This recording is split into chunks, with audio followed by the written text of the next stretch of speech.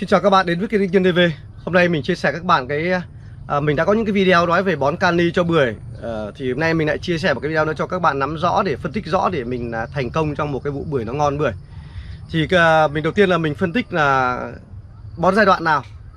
Thứ nhất là nếu như cây bưởi của các bạn mà khỏe, quả to, bưởi tơ thì ta nên bón sớm từ tháng 6 âm lịch để cho bưởi nó ngon. Còn thực ra trong NPK thì nó có hàm lượng kali thì nó đã ngọt bưởi rồi các bạn, nó đã có cái hàm lượng kali ở trong các bao NPK thì nó đã ngọt rồi. Thứ hai nữa là trong cái hữu cơ thì các bạn bón rau bếp nó cũng đã có kali rồi. Thế còn bây giờ mình chọn bón từ rau bếp cũng như bón từ tháng 6 nhiều, bón đến cuối năm. Kali cũng vậy. Những cây bưởi mà tơ thì các bạn nên bón sớm từ tháng 6 được. Và mình chọn một loại kali nào thì mình phân tích cho các bạn luôn là nếu cây bưởi mình lại giai đoạn nữa, mình nói lại quay lại giai đoạn. Nếu cây bưởi già hoặc cái cây bưởi quả nhỏ thì các bạn có thể chọn từ tháng 7 âm lịch thì bắt đầu các bạn có thể bón kali cho bưởi. Còn về phân tích thứ hai là các bạn nên chọn bón kali loại nào thì nó chỉ có hai loại mà chúng ta hay thường bón, đó là kali đỏ và kali trắng. Kali đỏ thường là kali clorua và kali trắng là kali sunfat. Hai loại đấy có tốt hay không thì thường mình nói các bạn là mình đã bón cả hai loại rất tốt. Nhưng giai đoạn mà bưởi lúc trẻ, bưởi tơ của nhà mình ấy, bưởi già thì mình hầu như mình dùng bón kali clorua. Dòng kali này thường bón cho lúa nhiều, nhưng mà bón cho bưởi thì nó có hỏng rễ tôm hay không? Mình chia sẻ các bạn là nếu bón nhiều thì bất kể loại nào nó cũng ảnh hưởng rễ tôm. Còn mình bón ít, mỗi gốc chỉ khoảng 2 nạng đến 3 nạng thôi. Nên là và mình tưới đều. Sau khi bón là mình tưới đều thì kali không bị dư thừa trong lòng đất để nó hạn chế trơ đất, hạn chế bị ngộ độc rễ. Chính vì vậy là mỗi lần mình bón kali là mình bón có 2 nạng đến 3 nạng thôi các bạn, một gốc cây. Còn kali những năm mà bưởi trước và bưởi tơ và khỏe thì có thể là mình chọn những cây vườn bưởi mà các bạn bưởi tơ bưởi khỏe thì các bạn có thể bón kali 1 tháng 2 lần cũng được để cho nó ngon bưởi. Nhưng mà đừng bón mỗi lần quá nhiều. Các bạn bón mà có nhiều số bạn là năm ngoái, một số năm trước gọi điện cho mình bón 1 cân đến 2 cân một gốc cây là bưởi rất dễ bị hỏng. Các bạn nhớ, nó không hỏng ngay đâu nhưng mà nó sẽ hỏng dần, bởi vì đất nó sẽ trơ đất đi, nó hỏng dần và nó sẽ ảnh hưởng rất nhiều rễ tôm, nó ngộ độc rễ, hoặc là nếu mình không tưới là nó bay hơi cũng tốn rất nhiều cái hàm lượng kali, nó lãng phí. Cho nên mình chia sẻ các bạn là mình chọn hai dòng kali. Thứ nhất là kali đỏ và kali trắng. Kali đỏ thường là kali clorua. Kali này thì là nó giòn, cũng giòn tôm, ngọt tôm, nhưng mà nó hãm quả sẽ không nớn nữa hoặc hạn chế nớn để quả bưởi nó chắc và nó mỏ vỏ nó mỏng. Còn nếu trường hợp mà cái quả bưởi mà nó nhỡ nhỏ vừa và nó nhỏ thì các bạn nên chọn kali trắng. Bởi vì kali trắng là kali sunfat thì trong quá trình bón nó vừa làm ngọt, nó vừa nớn quả. Đấy là cái thứ nhất. Cái thứ hai mà mình chia sẻ cho các bạn là cái vấn đề là chọn kali và bón như thế nào. Thì có hai dòng, mình nói lại là có hai dòng kali là kali đỏ và kali trắng. Kali đỏ thường là kali bón cho lúa là kali clorua. Nó có rất nhiều loại, bạn nha, loại thì rẻ nhưng mà các bạn bón nếu cây bưởi tơ thì các bạn bón có thể là từ 2 đến 3 4 nạng một gốc cây cũng được, ném rộng ra, ném khắp luống cho mình. Và bón có thể chọn làm 2 tháng, 1 tháng làm 2 lần cũng được, đầu tháng và gần cuối tháng ta chia đều trong tháng 2 lần cũng rất tốt, mình đã bón nhiều năm rồi. Còn nếu những cây bưởi già như nhà mình đây thì các bạn có thể chuyển đổi sang loại kali trắng cũng được. Còn những cây bưởi mà nó quá yếu mà cây nó quả nhỏ, các bạn nhá, đây là mình nói thêm này, những cây bưởi cây quá yếu hoặc quả nhỏ thì có thể các bạn không bón kali rời cũng được.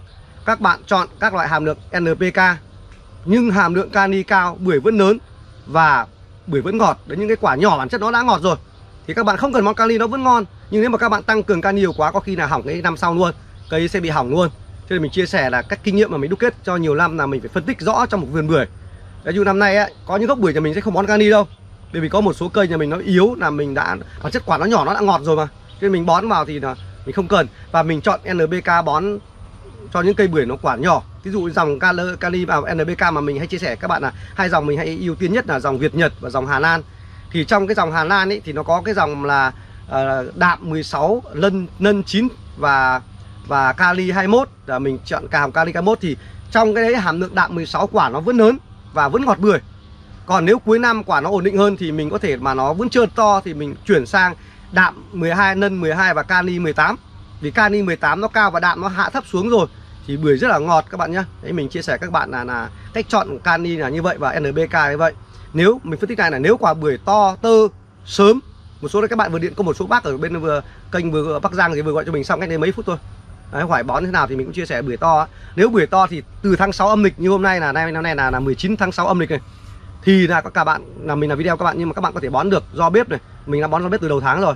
Và các bạn có thể bón kali đỏ được rồi để cho quả nó hãm lại các bạn nhá. Kali đỏ nó sẽ hãm quả và nó không lớn nữa. Còn nếu các bạn muốn quả vẫn lớn thì các bạn bón NPK trong hàm lượng kali cao hoặc đạm cao, quả vẫn lớn. Đấy, còn thường là muốn cái quả vỏ mỏng ấy thì các bạn quả to rồi thì các bạn dùng kali đỏ, kali sunfat, kali clorua. Kali đỏ là dùng kali clorua nhé các bạn nhá, thì nó quả nó chắc và nó không lớn nữa, nó dằn gần quả. Còn nếu trường hợp mà kali mà cây quả bưởi của các bạn mà nó quả nó quả quá nhỏ thì các bạn vẫn làm cho ngọt bưởi nào các bạn có thể bón NPK, nhưng hàm lượng kali cao khoảng 21 hoặc 18%. Mình hay chọn dòng Hà Lan đấy và Việt Nhật, hai dòng rất tốt. Thì dòng kali mà dòng NPK mà dòng Hà Lan ấy là 16 8 với lại 21 gì đấy, 21 kali mình nhớ hàm lượng kali vào đạm thì 16 thì quả vẫn lớn và vẫn ngọt bưởi. Còn nếu như cuối năm mà cây bưởi nó quả vẫn còn nhỏ, nó không được to ấy thì mình có thể vẫn bón NPK, nhưng mình chọn trong hàm lượng là 12 18, vì đạm nó hạ xuống rồi thì quả nó cũng ngọt đi, nó không thừa đạm thì nó sẽ nhạt bưởi đi vì tăng kali 18 lên. Đấy là cái dòng NPK. Còn nếu mà cái dòng mà quả bưởi nó ổn định thì có thể là mình không cho lớn nữa thì mình sẽ bón kali đỏ.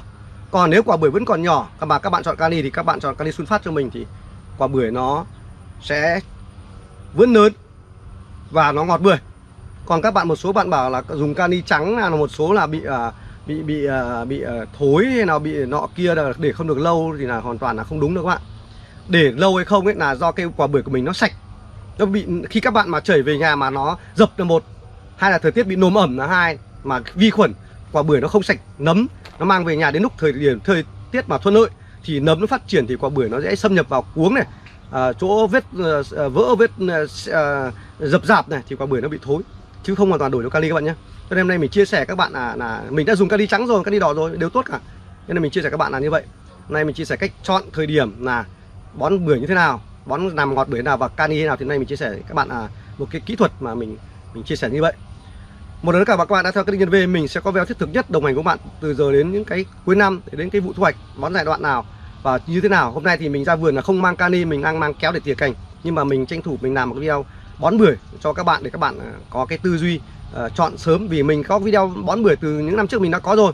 Nhưng hôm nay mình làm một cái video mới để chia sẻ phân tích kỹ giai đoạn của cây bưởi cần bón lúc nào, và phân tích kỹ ta chọn loại NPK cũng như là kali loại nào để bón cho nó hợp cho cây bưởi các bạn nhé. Loại kali nào cũng tốt. Nếu quả to ta bón kali sớm để cho gần quả. Ngoài dòng đỏ thì nó gần quả, còn clorua thì nó gần quả, nó không lớn. Còn quả bưởi còn nhỏ thì các bạn dùng kali sunfat. Kali sunfat thì nó vẫn hàm lượng trong đấy có nhiều cái vi lượng, vi chất, khoáng chất, nó vẫn làm cho vi lượng, nó vẫn làm cho quả bưởi lớn, thì ta dùng trong kali sunfat, kali trắng đấy các bạn. Một lần nữa xin chào và hẹn gặp lại video sau. Xin chào.